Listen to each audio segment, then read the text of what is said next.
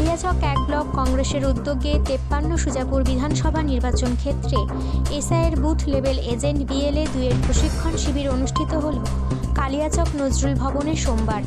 উপস্থিত ছিলেন মালদা জেলা পরিষদের বিরোধী দলনেতা আব্দুল হান্নান, কালিয়াচক ১ ব্লক কংগ্রেস সভাপতি মিজানুর রহমান মিয়া, সুজাপুর বিধানসভা কেন্দ্রের BLA 1 দুলাল বিশ্বাস, কালিয়াচক ১ ব্লক কংগ্রেসের অবজারভার আতাউর রহমান।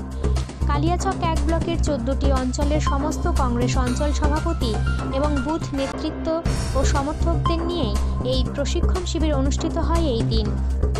জাতীয় কংগ্রেসের পক্ষ থেকে এসআইআর নিয়ে BLA 2দেরকে আমরা আজকে ট্রেনিং দিচ্ছি। ৪ তারিখ থেকে এসআইআর আরম্ভ হবে।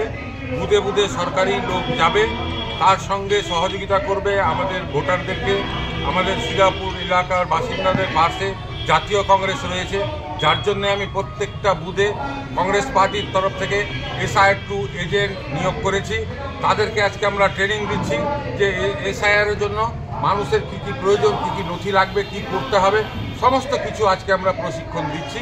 সুজাপুর বিধানসভা একটা কংগ্রেসের দুর্গ, কংগ্রেসের ঘাঁটি, যার জন্য আমরা জাতীয় কংগ্রেস আমরাও প্রতিজ্ঞাবদ্ধ। সুজাপুরের মানুষের পাশে আমরা আছি। একটা ভোটারের নাম আমরা ভোটার লিস্ট থেকে বাদ হতে দিব না। যদি আমরা দেখি এসআইআর হওয়ার পরে কোনো ভোটারের নাম যদি বাদ হয়ে থাকে, তাহলে আমরা বৃহত্তর আন্দোলনে নামবো। একটা ভোটার লিস্ট থেকে ভোটারের নাম আমরা বাদ হতে দেব না। এটা তৃণমূল এবং বিজেপি একটা চক্রান্ত, মানুষকে হ্যারাসমেন্ট করার জন্য।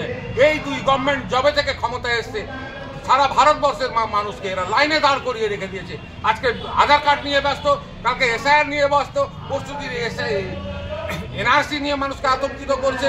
এই করে সারা পশ্চিমবাংলার মানুষকে তথা সারা ভারতবর্ষের মানুষকে ব্যস্ত করে রেখেছে এই দুই সরকার। কোনো উন্নয়ন করে না। আমাদের সিদ্ধান্ত নেওয়া উচিত, এই দুই সরকারকে যদি আমরা উখড়িয়ে ফেলতে পারি, তাহলে আর NRCও হবে না, এসআইআরও হবে না, আর আমাদেরকে লাইনেও দাঁড়াতে হবে না। সবচেয়ে ভালো কাজ হবে এই দুই গভর্নমেন্টকে আমাদেরকে উৎখাত করে দেওয়া।